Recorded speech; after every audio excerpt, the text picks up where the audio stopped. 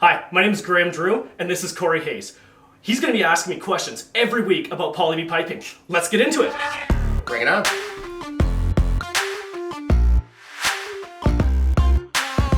Hi, I'm Graham Drew, expert plumber with Urban Piping, and today I'm going to show you how a hot water tank works.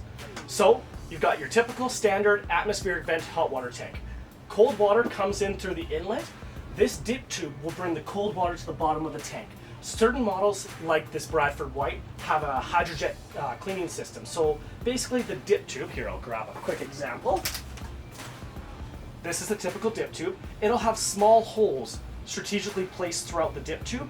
That will swirl the water as it's going down, thus cleaning off any of the sediment going around the sides. So this dip tube brings cold water to the bottom of the hot water tank, where the burner on the bottom will fire natural gas until it heats up the water, rising the hot water to the top, where it will go out the outlet and up to your faucets.